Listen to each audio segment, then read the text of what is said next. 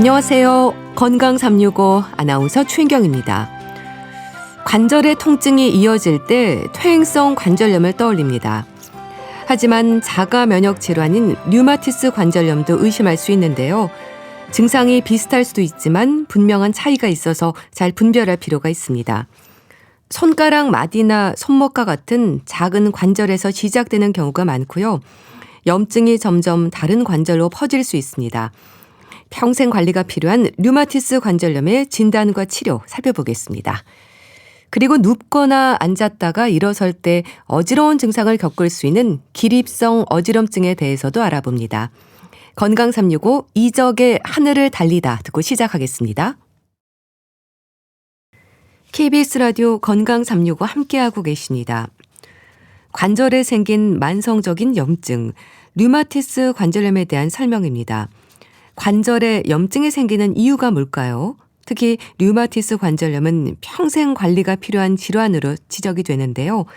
자가 면역 반응에 의한 류마티스 관절염의 치료와 관리, 중앙대학교 병원 류마티스 내과 송정수 교수에게 도움 말씀 듣겠습니다. 교수님 안녕하세요. 예, 안녕하세요. 류마티스 관절염은 나이와 상관없이 누구에게나 발생할 수 있는 질환으로 알고 있습니다. 맞는 얘기일까요? 예, 맞습니다. 네. 류마티스 관절염은 노화로 인해 발생하는 퇴행성 관절염하고는 확실히 다른 질환입니다. 네.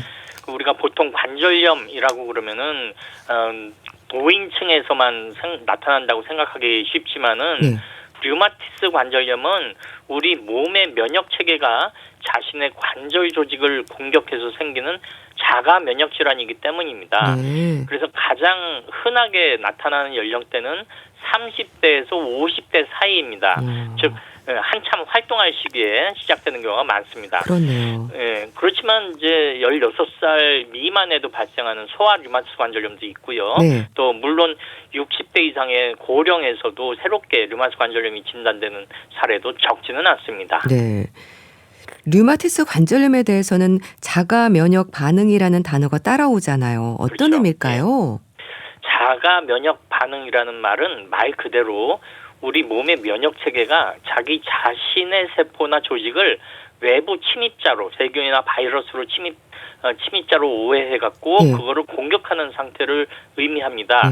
우리 몸의 면역 시스템을 군대에 비유해 보면은 원래 백혈구, 림프구 등의 그 면역 체계가 외부에서 들어온 이제 세균이나 바이러스 같은 적군을 찾아내서 싸워야 하는데 네. 어떤 이유에서인지 우리 군대가 내 몸의 정상적인 조직은 관절을 싸고 있는 얇은 막, 즉 관절의 활막을 적군으로 착각하게 됩니다. 그래서 오인 사격을 하게 되고 오인 폭격을 하게 되면서 전쟁터처럼 연점 반응이 시작되는 것입니다. 네. 즉 동족 상전의 비극이 시작되는 것이 바로 자가 면역 반응이죠. 아, 그렇군요. 그러니까 관절염이라는 이름에서도 알 수 있지만 염증 반응인 건데요. 그렇죠. 그런데 모든 관절에 해당되는 건 아닌가 보죠. 주로 손가락 관절에서 통증이 느껴질 때 류마티스 관절염을 의심하게 되거든요. 예, 맞습니다. 류마티스 관절염이 전신의 염증성 질환이긴 하지만은 네. 초기에 나타나는 특징적인 공격 지점이 따로 있어요. 그게 주로 손가락인데 네. 손가락 통증이 심하게 아프면은 그 류마티스 관절염을 의심하게 됩니다. 예, 류마티스 관절염은 초기에는 이제 무릎이나 허리 같은 큰 관절보다는요, 네. 손가락이나 발가락, 손목 같은 작은 관절을 먼저 공격하는 성향이 아주 강합니다. 네. 그래서 류마티스 관절염에서 흥분된 면역 세포가 관절을 싸고 있는 활막이라고 하는 얇은 막을 공격하면서 시작되기 때문이죠. 네. 그래서 활막이 많이 쌓여 있는 손가락, 손목, 발가락, 발목, 팔꿈치 이런 작은 관절부터 공격의 대상이 되는 것입니다. 네. 그러니까 손가락뿐 아니라 손목, 어깨, 이제 팔꿈치, 발목, 무릎 관절도 그렇고 다양한 부위에서 발생을 하는 건데요. 그런데 특히 손가락 통증으로 그렇게 대표되는 이유가 뭘까요? 그 이유는요, 류마티스 관절염의 공격 대상이 바로 관절을 싸고 있는 활막이에요. 활막이라고 하는데 네. 이 손가락 마디와 손목에 있는 활막은 신체 부위 중 크기에 비해서 이 활막 조직이 가장 풍부하게 분포되어 있는 곳이에요. 네. 그래서 면역 세포가 오작동을 일으킬 때 가장 공격하기 쉽고 염증이 잘 생기는 표적이 바로 이 손가락이나 손목의 작은 관절의 활막입니다. 그래서 이 류마티스 관절염의 가장 첫 신호가 손가락에서 나타나는 경우가 압도적으로 많습니다. 네. 그래서 손가락은 이 염증이 가장 먼저 시작되는 곳이고요. 네. 이 손가락에서 시작된 염증을 조기에 조절하지 못하면 이게 손목이나 팔꿈치, 어깨, 무릎 그런 좀 도미노처럼 이렇게 퍼져나갈 위험이 큽니다. 네.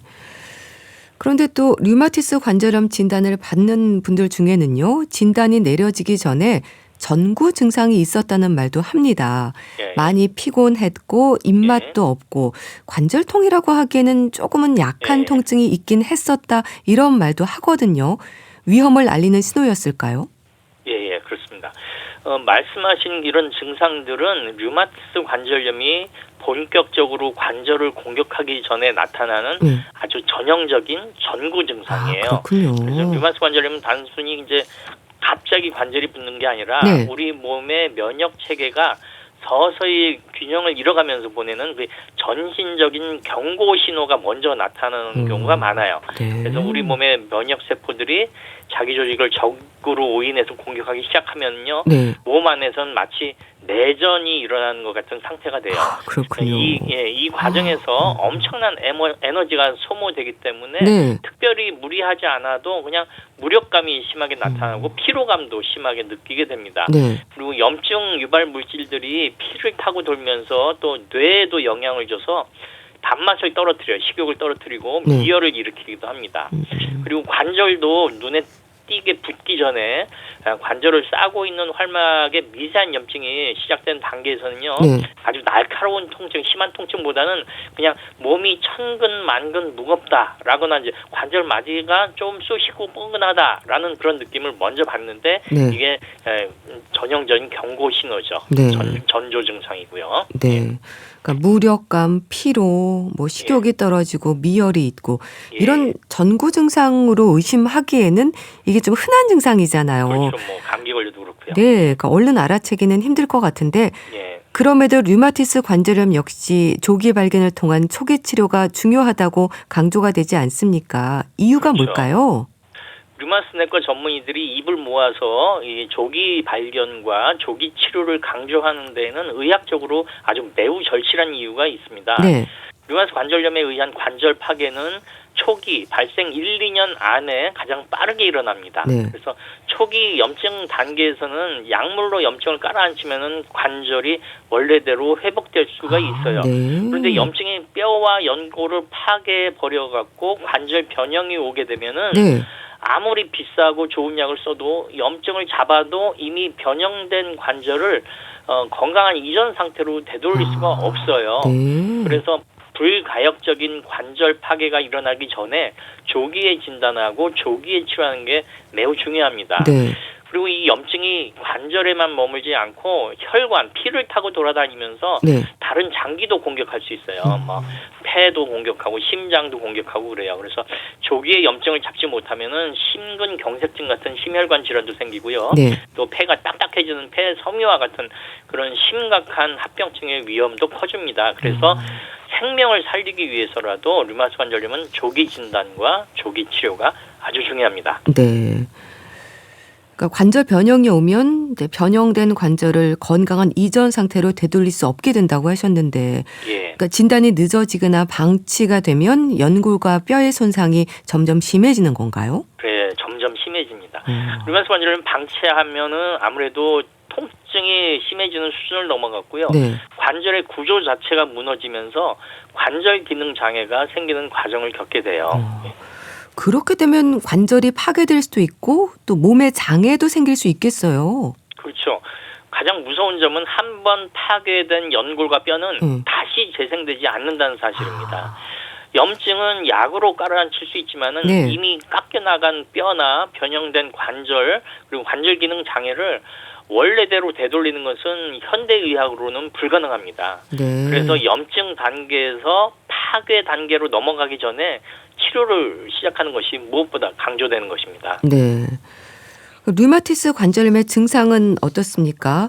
일단은 손가락 관절 통증이 느껴진다고 하셨는데 이런 통증은 물론이고 관절에 네. 물도 차고 붓기도 한다고 하던데요. 맞습니다.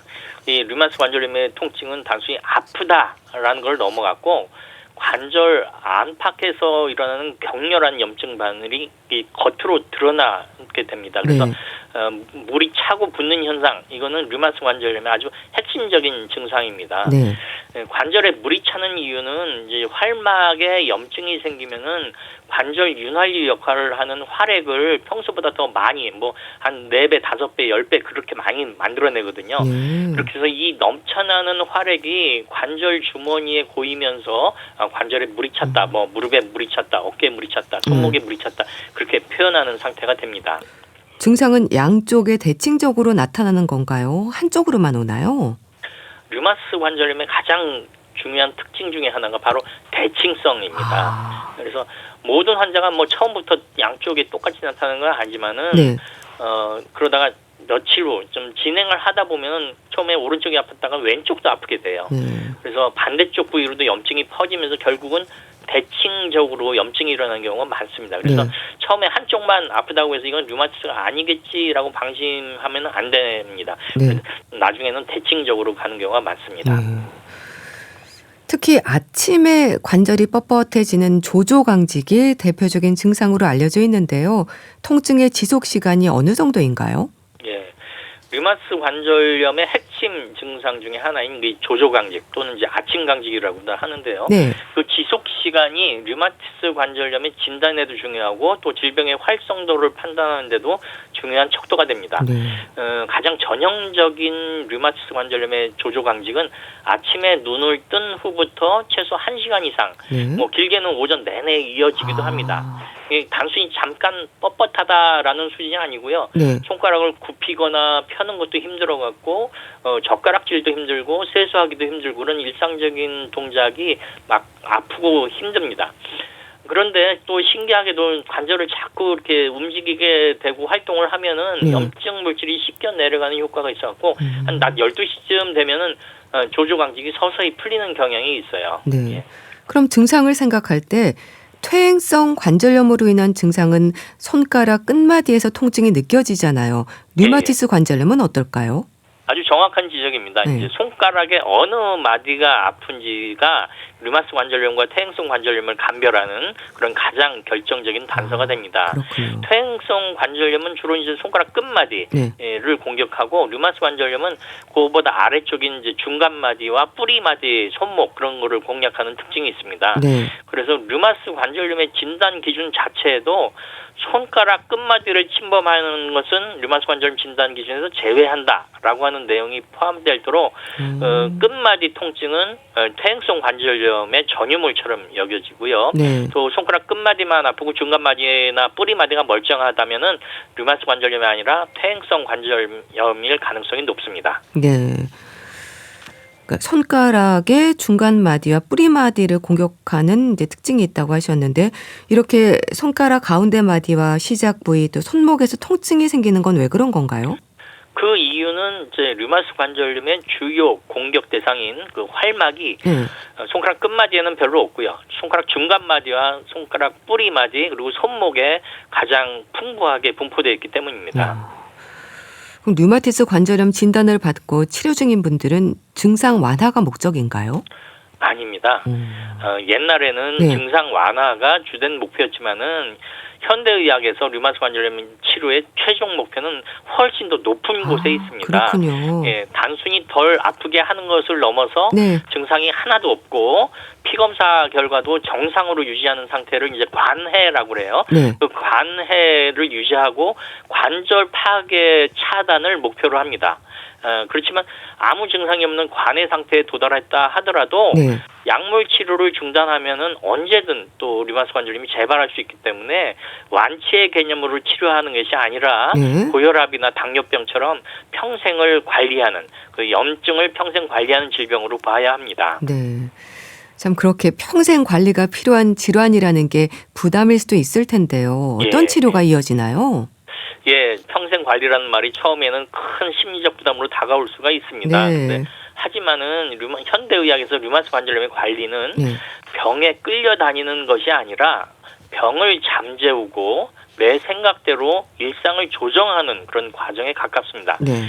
그러기 위한 치료로는 이제 약물 치료도 있고 뭐 네. 수술적 치료도 있고 물리 치료, 재활 치료 뭐 여러 가지 치료가 있는데 그 중에서 약물 치료가 가장 중요합니다. 그리고 약물 치료에도 불구하고 뭐 염증, 통증 지속되고 뭐 그렇게 되면 재활 치료나 물 치료를 하고 또 관절 변형이 심한 경우에는 수술적 치료도 고려를 합니다. 네. 류마티스 질환들 중에는 희귀 질환들도 있잖아요. 예. 류마티스 관절염은 어떻습니까? 비교적 흔한가요? 비교적 흔하다고 볼 수 있습니다. 그리고 류마티스 그렇군요. 내과에서 다루는 질환 중에는 환자 수가 아주 적은, 매우 적은 전신홍반 루푸스, 전신경화증, 뭐 베체트병 이런 거는 희귀 난치성 질환으로 해당됩니다. 이런 게 많은데 류마티스 관절염은 그 와중에 비교적 흔한 질환에 속합니다. 예. 전 세계적으로나 우리나라 상황을 봐도 유병률이 그렇게 낮지는 않아요. 네. 우리나라에서는 약 1% 정도의 유병률을 보입니다. 즉 우리 주변에서 100명을 만난다면 그 중에 한 명은 이제 류마티스 관절염 환자일 정도로 생각보다 흔히 접할 수 있는 질환입니다. 네. 그리고 건강보험심사평가원 자료에 따르면 우리나라에서 진료받고 있는 류마티스 관절염 환자 수가 약 25만 명에서 30만 명에 달하기 때문에 뭐 희귀 질환이라고 볼 수는 없고요. 네. 그렇지만 이 질환의 중증도와 관절 파괴 위험성 때문에 중증 난치 질환으로 인정을 받아갔고요. 산정특례라고 하는 진료비 감면의 특혜 대상에는 이 류마티스 관절염이 포함이 됩니다. 치료제에 있어서도 방법이 다양할까요? 많은 연구들이 이어지는 것 같은데요. 예, 맞습니다. 류마티스 관절염은 현재 의학계에서 가장 활발하게 신약 개발과 연구가 이루어지는 분야 중에 하나입니다. 그렇군요. 예, 과거에는 단순히 통증만 참아내던 시대였다면요. 네. 지금은 환자의 개별 상태에 맞춘 정밀 타격 치료가 가능해졌습니다. 그래서 네. 지금도 전 세계에서 획기적인 신약들이 개발되고 있습니다. 네. 좋은 약들이 많이 나오고 있는 것 같은데요. 복용하는 약제뿐 아니라 이런 주사 치료인 생물학적 제제나 표적 치료제에 대한 관심도 높지 않나요? 예, 맞습니다. 최근 일선의 류마티스 관절염 치료 현장에서는요, 네. 생물학적 제제와 표적 치료제에 대한 그 관심이 그 어느 때보다 뜨겁습니다. 네. 과거의 치료가 단순히 통증을 참는 거라면은 이 약물들은 관절 파괴를 멈추고 정상적인 일상을 되찾게 하는 것을 가능하게 했기 때문에 그렇습니다. 현재 표준적으로 이루어지는 치료의 흐름은 기본 단계로 이제 일종의 면역 억제제인 항류마티스 약제로 시작을 하는데요. 네. 이 1차 약제로 효과가 충분하지 않을 적에는 2차적으로 정밀 타격 치료제를 사용합니다. 이러한 2차 치료제는 주사로 맞는 생물학적 제제가 있고 네. 또 먹는 표적 치료제가 있는데 네. 이들의 효과는 뭐 아주 탁월합니다. 네. 네, 평생 관리가 중요하다고 하셨는데요. 특히 약물 복용에 있어서도 꾸준히 꼬박꼬박 잘 챙기는 게 아주 중요하다고 들었습니다. 예, 맞습니다. 류마티스 관절염 치료에서 약물을 거르지 않고 꾸준히 제때 복용하는 거를 이제 복약 수능도라고 그래요. 복약 네. 수능도. 이건 치료의 성패를 결정짓는 가장 중요한 요소의 하나입니다. 그래서 이 약물은 단순히 통증만 줄이는 게 아니라 나쁜 면역 반응을 조절해서 관절이 변형되거나 관절이 파괴되는 걸 막습니다. 네. 그래서 약을 불규칙하게 먹으면은 그 공백기 동안에 염증 반응이 다시 살아나서요. 관절이 손상되고 관절이 파괴가 소리 없이 진행될 수가 있습니다. 네. 그리고 류마티스 관절염은 관절만 망가지는 게 아니라 심혈관 질환이나 폐질환 같은 전신적인 합병증도 유발할 수 있기 때문에 네. 꾸준히 약물을 복용하셔서 예. 전신의 염증 수치를 낮게 유지하는 것이 이런 치명적인 전신 합병증을 예방할 수 있기 때문에 꾸준히 약을 잘 챙기는 것이 아주 중요합니다. 네. 그렇게 류마티스 관절염의 관리에서도 합병증의 위험은 걱정이 될 텐데요. 예. 다른 장기를 침범할 수도 있는 거죠. 예, 맞습니다. 류마티스 관절염은 이게 피를 타고 염증이 돌아다니기 때문에 네. 뭐 침범할 수 있는 장기가 뭐 폐도 침범하고 심장도 침범하고 동맥경화 같은 혈관도 침범하고 눈도 침범하고 뭐 뼈도 침범하고 골수도 침범하고 전신을 다 침범을 할 수가 있습니다. 네. 또 자가 면역 질환인 만큼 감염병에 대한 부담도 있습니다. 어떨까요? 그렇죠.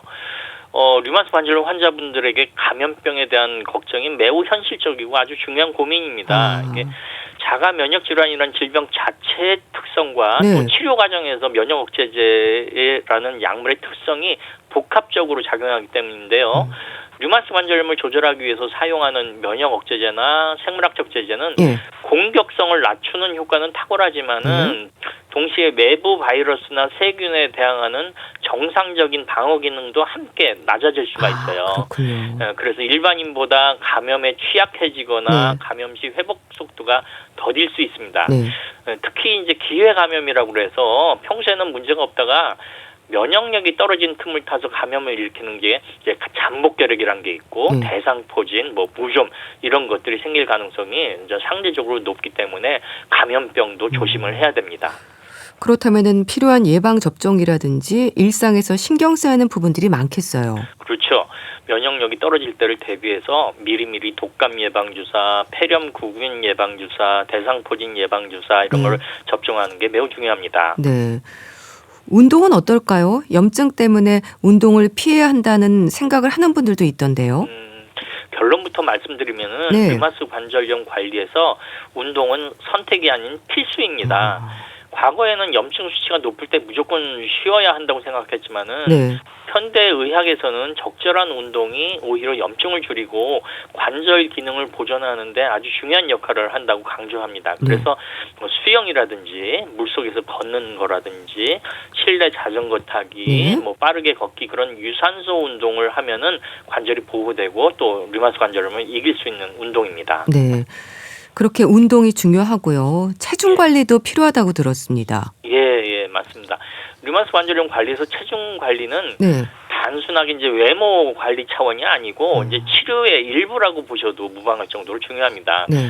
체중이 늘어날수록 관절에 가해지는 물리적 압박뿐만 아니라 체내 염증 환경 자체가 악화가 돼요. 염증이 심해지고 또 고혈압이나 심장병, 동맥경화 같은 그런 동반 질환이 악화되기 때문에 그리고 또 치료 약물에 대해서 내성이 생기기 때문에 적절한 체중, 비만하지 않게 적절한 체중을 유지하는 것이 아주 중요합니다. 네, 알겠습니다. 자, 오늘은 평생 관리가 필요한 질환, 류마티스 관절염의 치료와 관리에 대해서 말씀드렸는데요. 중앙대학교 병원 류마티스 내과 송정수 교수와 함께했습니다. 감사합니다. 예, 감사합니다. KBS 라디오 건강 365 함께하고 계신데요. 김동률의 이제서야 듣고 다시 오겠습니다. KBS 라디오 건강 365 함께하고 계십니다. 누워있다가 일어날 때, 앉았다가 일어설 때 어지럽고 눈앞이 흐려지는 증상 가끔 느낄 수 있죠. 일시적일 수도 있겠지만 기립성 어지럼증으로 인한 부상이나 합병증의 위험도 있어서 조심해야 한다는 지적입니다.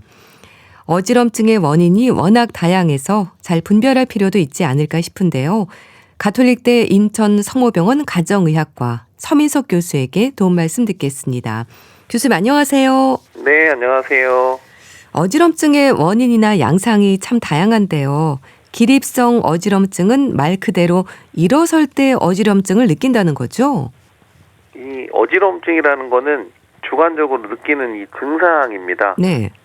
증상이 나타나는 원인인 질환을 진단하려면 좀 더 이제 구체적인 병력 청취랑 진찰이 좀 필요하긴 한데요. 네. 어지럼증을 유발할 수 있는 게 사실 다양하긴 한데 어지러워하면은 이제 빈혈이야 이렇게 생각하시는 경우들이 많은데요. 그렇죠. 실제로 보면 귀의 문제 때문에 생기는 말초성 어지럼증이 있고 뇌의 문제 때문에 생기는 중추성 어지럼이 있고요. 네. 이제 오늘 우리가 이제 보려고 하는 이 기립성 어지럼증, 사실 이거는 심혈관계 질환 때문에 유발되는 실신성 어지럼증이라고 하고요. 네. 정신적인 요인 때문에 생기는 시민성 어지럼증이 있습니다. 기립성 어지럼증은 말씀하신 대로 실신성 어지럼증에 속하는 건데 특징이 이제 갑자기 일어날 때 증상이 나타난다라는 그런 질환입니다. 네.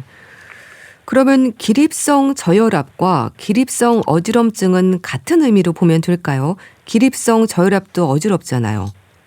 엄밀히 말하면 약간 좀 다른데요. 기립성 저혈압은 일어날 때 혈압이 떨어지는 그 현상을 의미하는 거고요.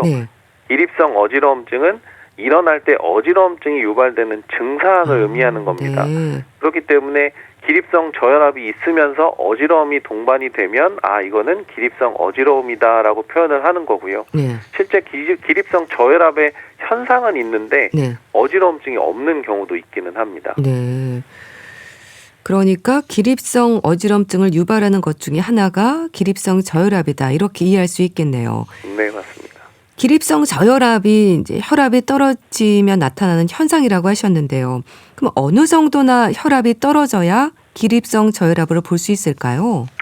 우리가 이제 정상적으로 갑자기 일어날 때는 어느 정도 혈압이 떨어지는 거는 정상이라고 보거든요. 네. 다만 이제 기립성 저혈압이라는 거는 정상 이상으로 혈압이 떨어진다라고 이해를 하시면 되고요. 기립성 저혈압은 이제 누워 있거나 앉아 있다가 일어섰을 때 3분 이내에 수축기 혈압이 20 이상 떨어지거나 이완기 혈압이 10 이상 떨어지는 경우로 진단을 합니다. 네. 다만 이제 이런 기립성 저혈압이 있다고 해서 심지어는 혈압이 많이 떨어진다고 해서 어지러움증이 무조건 생기는 거는 아니다. 이렇게 이해를 해야 됩니다. 네. 그럼 기립성 저혈압의 증상은 앉았다 일어설 때 어지러운 증상만 있는 건가요? 아니면 또 다른 증상도 있는 건가요? 기립성 저혈압이 생기면 어지러움증이 대표적으로 나타나기는 하는데요. 네. 거기에 동반돼서 오심 증상이 생기기도 하고요. 혈압이 이제 떨어지면은 뇌나 심장으로 가는 혈류도 떨어지게 되거든요. 네. 심장으로 가는 혈류가 일시적으로 떨어지면 가슴이 조이는 것 같은 협심증 증상이 생길 수도 있고요. 두근거림이 생기기도 합니다. 뇌로 가는 혈류가 떨어질 때는 약간 말이 어눌해지는 일과성 뇌 허열 증상도 생길 수 있고 네. 눈앞이 이제 캄캄해진다든지 의식이 혼미해지거나 인지 기능이 떨어지는 이런 증상도 생길 수 있고요. 네. 간혹 이제 어지럼증 말고도 두통, 목이나 이제 목덜미 근육이 좀 뻣뻣해진다 이런 증상도 호소하는 경우들이 있습니다. 네. 오심 증상, 의식이 좀 혼미해지기도 하고 말이 어눌해지기도 하고 두통이나 이제 어깨 통증 이런 것까지도 있을 수 있는 거네요. 네, 맞습니다. 이게 혈압 저하를 이제 바로 우리가 보상을 못 해주는 결과 때문에 이런 다양한 증상이 생기는데요. 네. 사실 뇌로 가는 혈류 줄어들면 이게 뇌 허열 증상 때문에 머리가 아플 수도 있고요. 그리고 이게 상대적으로 혈압이 낮을 때 혈류가 좀 많이 가져야 되니까 혈관을 확장시키는 반응이 나타나면서 두통이 생길 수도 있기는 합니다. 네. 신기한 거는 목이나 어깨 쪽이 아플 수도 있는데 이것도 당연히 근육으로 가는 혈류가 줄어들어서 생기는 허열 증상으로 볼 수도 있기는 하고요. 소화불량은 또 그럼 왜 생기냐? 사실 기립성 저혈압이 자율신경계 이상 때문에 생기는 건데 자율신경계 이상이 생기면 당연히 이제 소화불량, 위장 기능이 좀 떨어지거든요. 네. 특히 이제 식사하고 나서 갑자기 일어날 때 어지럽다 이렇게 이제 호소하시는 분들이 있는데 식사 후에 이제 위장관계에 혈액이 몰려 있는 상태에서 뇌로 가는 혈류 당연히 줄어들어 있으니 어지러운데 거기다가 갑자기 일어나면 뇌로 가는 혈류가 훅 떨어지면서 어지럽고 또 피가 이제 하체 쪽으로 쏠리다 보니까 위에 혈류도 떨어지니까 소화가 안 되고 이런 증상이 같이 나타나는 거죠. 네. 우리가 어지럼증을 느끼면 보통 빈혈부터 생각한다라고 하셨는데요. 그러면 기립성 저혈압은 어떻습니까? 빈혈과는 어떨까요? 연관이 있을까요? 사실 우리가 어지럼증 하면 빈혈이야라고 생각했던 거는 영양 공급이 좀 부족했을 때 철분이 좀 모자라서 그렇죠. 빈혈이 좀 자주 생겼던 예전 시절의 그런 증상이라고 보시면 되는데요. 관련이 전혀 없는 거는 아닙니다. 왜냐하면 우리 기립성 저혈압이 생기는 그 기전을 보면 갑자기 생기는 급성과 좀 천천히 오랜 시간 생기는 만성으로 구분을 할 수 있는데요. 갑자기 기립성 저혈압이 생기는 동반 원인이 있습니다. 그 중에 하나가 빈혈이거든요. 그 외에 이제 부신의 이상이 있다든지 부정맥이나 심근경색 같은 심장 질환이 갑자기 생겼을 때 아니면 폐혈증, 탈수, 화상, 발열, 구토, 설사 아니면 약물이나 출혈 등에 의해서도 갑자기 혈액이 좀 모자라면서 급성 기립성 저혈압 증상이 유발될 수 있습니다. 네. 그러니까 꼭 그런 건 아니지만 그럴 수는 있는 거네요. 네, 맞습니다. 그럼 이건 어떨까요? 혈압이 정상이거나 고혈압인 분들은 기립성 저혈압이나 기립성 어지럼증은 신경 쓰지 않아도 되는 건가요? 보통 보면은 평소에 혈압이 저혈압이나 정상에서도 좀 낮은 편에 있는 분들이 이런 기립성 어지럼증 증상이 잘 생기는 거는 분명히 맞은데요. 네. 평소에 혈압이 정상인 분들, 심지어는 평소에 혈압이 고혈압인 분들도 사실 기립성 저혈압 어지럼증이 생길 수 있기는 합니다. 결국에는 평소에 혈압이 중요한 게 아니라 네. 일어났을 때 혈압의 변화가 컸을 때 이런 증상이 나타날 수 있기 때문에 네.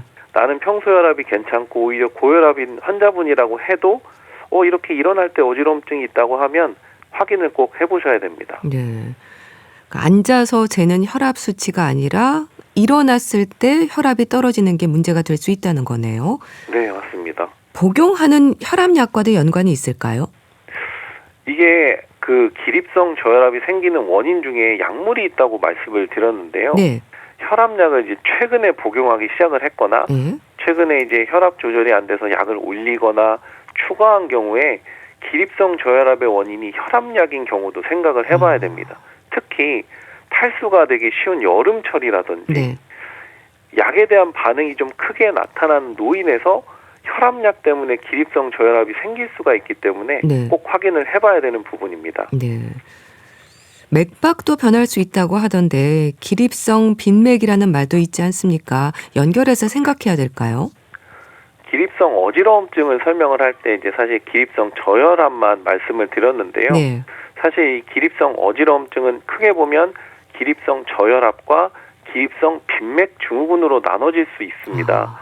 혈압의 변화가 중요한 게 기립성 저혈압이라고 하면 네. 맥박의 변화가 심한 것이 기립성 빈맥 증후군이라고 볼 수 있는데요. 네. 기립성 빈맥 증후군은 실제 혈압의 변화는 없지만 심박수가 안정시랑 비교해서 1분에 30회 이상 늘어나거나 네. 분당 맥박수가 120회가 넘어서 빨리 뛰는 경우를 의미하는데요. 네. 나타나는 증상도 살짝 다르긴 합니다. 피곤하거나 두근거리거나 불안하고 네. 식은땀이 주로 나는 게 기립성 빈맥 증후군이라고 볼 수 있고요. 아. 물론 이제 어지럼증도 동반이 될 수 있기는 합니다. 그리고 특징적으로 기립성 빈맥 증후군은 주로 젊은 여성, 네. 마른 여성에서 자주 나타나고요. 그래서 환자가 일어날 때 어지러움이 생겼다. 그러면 이게 기립성 저혈압인지 아니면 기립성 빈맥 증후군인지 증상을 좀 구분해 볼 필요가 있습니다. 네. 기립성 저혈압, 기립성 빈맥, 기립성 어지럼증까지 다양한데요. 좀 증상을 구분할 필요가 있다고 하셨는데 발생 위험을 높이는 요인들도 있을까요? 기립성 저혈압이나 기립성 빈맥 증후군 모두 기본적으로는 이 자율신경계 반응이 이상하다는 공통점이 있는 거고요. 네. 물론 이제 기립성 저혈압은 주로 노인에서 나타나는 문제가 있고 심장에 문제가 있거나 당뇨나 파킨슨처럼 동반 질환이 오래된 경우에는 자율신경의 기능이 떨어지거든요. 네. 이런 분들 아니면 최근에 혈압약이나 전립선 약물들 이런 약물 때문에 증상이 심해졌다. 이게 이제 발생 위험을 높이는 원인으로 되어 있고요. 네. 기립성 빈맥 증후군은 주로 이제 젊은 여성에서 많이 나타나는데 이게 만성 피로, 스트레스 이런 게 원인이 되는 걸로 알려져 있고 네. 코로나19나 아니면 다양한 바이러스 감염 이후의 후유증으로 나타난다라고 이제 알려져 있습니다. 네. 또 사우나, 더워지면서 탈수 위험이 있을 때도 기립성 저혈압 증상이 생길 수 있다는 거죠? 이 둘 다 이제 탈수는 증상을 악화시키는 대표적인 원인이라고 볼 수 있는데요. 네. 무리해서 이제 오랜 시간 사우나를 하게 되면 땀을 쭉 빠지면 탈수가 되기도 하고요. 네. 온탕, 냉탕 반복해서 사용하시는 경우에 자율신경이 조절을 못합니다. 기능이 떨어지면서 갑자기 혈압이 훅 떨어지고 증상이 유발될 수 있는 부분이 있고요. 네. 더운 여름철에는 사실 수분 보충이 없이 땀을 많이 흘리게 되는 경우에 아니면 설사나 구토 같은 체액량 감소가 있는 상황에서 증상이 악화될 수 있습니다. 또 기립성 빈맥 증후군의 어지러운 증상은요. 특히 아침 일찍 생길 수 있다고 하는데 이건 왜 그런 건가요? 이게 기립성 빈맥 증후군이 아침 일찍 생기는 게 특징인데요. 네. 아무래도 잘 때는 우리가 물을 섭취하지 않은 상태라서 기본적으로 체액량이 좀 감소가 되어 있고 혈류량이 좀 부족하거든요. 근데 갑자기 일어나면 혈액이 하체로 확 쏠리게 됩니다. 그러다 보니 뇌로 가는 혈류가 떨어지면서 어지럽기도 하고 이런 이제 기립성 변화, 혈압 저하들을 잘 보상을 해줘야 되는데 이런 자율신경계 기능이 떨어져 있으니까 그 심장만 과도하게 빨리 뛰고 실제 혈압은 막 올라가지 않다 보니 네. 아침에 일찍 일어날 때 증상이 좀 자주 나타나게 됩니다. 그렇군요. 그런 앉았다 일어설 때 이제 눈앞이 흐려지는 어지럼증의 증상은 사고 위험으로도 이어질 수 있어서 조심해야 할 텐데요. 기립성 어지럼증의 진단을 위해서 어떤 검사를 하나요? 일단은 정확한 진단을 위해서 진단을 해야 되는 이유는 이게 증상이 워낙 자주 재발하고 네. 증상이 유발되면 넘어져서 다치는 게 걱정이기 때문에 진단을 잘 해야 되는데요. 네. 사실 진단할 때는 이 저혈압이 생기나 아니면 빈맥이 생기나 이런 이제 혈압이나 맥박 변화만 잘 살펴보는 것도 가장 기본이라고 볼 수 있습니다. 네. 물론 이제 정확한 확인을 하려면 경사대 검사라는 걸 해보기도 하거든요. 이게 뭐 경사대 검사가 특수 침대에 누워 있어서 네. 누운 상태에서 안정 시에 혈압 맥박 측정하고 머리를 좀 올려서 한 70도, 80도 각도로 세워놓은 상태에서 상태가 변하는지 네. 그런 실신 증상이 생기는지를 보는 검사인데요. 네. 이걸 통해서 기립성 어지러움증을 진단해 보기도 하고 뭐 추가로 이제 자율신경에 문제가 있는지 네. 아니면 앞서 말씀드린 여러 동반 질환 때문에 갑자기 문제가 생긴 것은 아닌지에 대해서 뭐 혈액 검사, 심전도, 심장 초음파, 네. 노인의 경우에는 실제 뇌에 문제가 있을 수도 있으니까 MRI 검사도 추가해 볼 수도 있는데 네. 사실 이런 동반 질환이 의심이 되는 경우에 선별적으로 추가 검사만 진행하고 기본은 앉았다 일어날 때 혈압과 맥박 변화만 측정을 하면 진단은 가능합니다. 네. 그렇게 해서 기립성 어지럼증으로 진단이 되면 치료는 원인에 따라서 달라지나요? 뭐 기립성 저혈압과 기립성 빈맥 증후군에 따라서 치료가 달라지는 건지 궁금한데요. 기본적으로는 유발 원인을 찾아 교정하는 게 가장 중요하고요. 네. 뭐 생활습관 교정이나 증상 조절을 위한 약물 치료도 고려해 볼 수는 있기는 합니다. 근데 아무래도 저혈압과 빈맥의 증상이 다르기 때문에 네. 치료가 약간 좀 달라질 수는 있는데요. 기본적으로 자율신경계 기능 조절을 하는 목적으로 강화시키는 뭐 피리도스티그민이라는 약물 써볼 수도 있고 네. 기립성 저혈압인 경우에는 혈압을 좀 올려주는 게 필요하기 때문에 교감신경 작용계인 미도드린이라는 약도 써볼 수는 있습니다. 네. 그 자율신경 기능을 좀 조절해주는 약은 이제 중요할 것 같은데요. 용량에 따라서 부작용의 위험도 조심해야 하는 걸까요? 아무래도 이 약물 자체가 자율신경계 혈압 맥박을 직접 조절하는 약물이다 보니까 부작용에 대한 우려가 사실 있거든요. 네. 부작용을 좀 잘 살피면서 소량씩 천천히 올라가는 게 중요하긴 한데 네. 이제 아까 이제 자율신경계 기능을 조절하는 피리도스티그민이라는 약은 이게 실제로 아세틸콜린이라는 신경전달 물질의 분해를 억제해서 약간 이제 부교감 신경을 자극하는 그런 약물인데요. 네. 이게 너무 과량으로 빨리 들어가면 너무 흥분이 되면서 설사, 복통, 예. 침이 막 나오거나 토하거나 이런 증상이 있을 수 있습니다. 예. 미도드린이라는 약은 혈관을 직접 수축을 해주는 약이라서 혈압이 오를 수가 있거든요. 네. 혈압이 오른 고혈압 증상이 나타나거나 홍조, 아니면 두피가 가렵다, 아니면 머리가 아프다 이런 부작용이 나타날 수 있어서 조심해야 됩니다. 네. 상태에 따라서 용량을 잘 조절해서 써야 되는 거네요. 그럼 기립성 어지럼증을 느끼는 분들 중에는 기저질환이 있는 노인들도 많을 텐데요. 치료제 사용에 있어서 살피는 부분들도 있지 않을까요? 기립성 어지러움증이 있는 노인은 일단 기립성 저혈압 유발할 수 있는 약물을 쓰고 있는지 확인을 해보셔야 되는데요. 네. 대표적인 게 고혈압 약물이나 이뇨제, 아니면 항불안제나 수면제, 아니면 삼한계 항우울제, 아니면 전립선 비대증 약물 이런 것들 잘 살펴보셔야 되고요. 이런 약물 때문에 생기는 어지러움증이라고 하면 그런 약물을 일단 조절해보는 게 우선입니다. 네. 기립성 저혈압이 있는 이제 노인한테서 저혈압이 주로 나타나는데 사실 미도드린이라는 약물 같은 경우를 써볼 수 있기는 한데 네. 실제 혈압을 올릴 수가 있기 때문에 노인들이 이제 같이 동반되어 있는 뭐 심장 질환, 심부전, 심혈관 질환이 있을 수 있고요. 네. 그래서 사실은 좀 쓰기가 좀 조심스러운 부분이 있고 네. 실제 혈압약들 뭐 베타 차단제나 칼슘 기량제 같은 혈압약 쓰고 있는 분들이 있거든요. 사실 병행해서 쓰는 건 사실 조심을 해야 됩니다. 네. 복용하고 있는 약물을 살펴야 되는 거고요. 약물 복용과 함께 생활 습관으로도 개선할 부분들이 있을까요? 기립성 어지러움증에서는 사실 기본 치료가 생활 습관 조절이라고 봐야 되는데요. 네. 생활습관 조절이 안 될 때 약물을 써보는 경우가 있습니다. 네.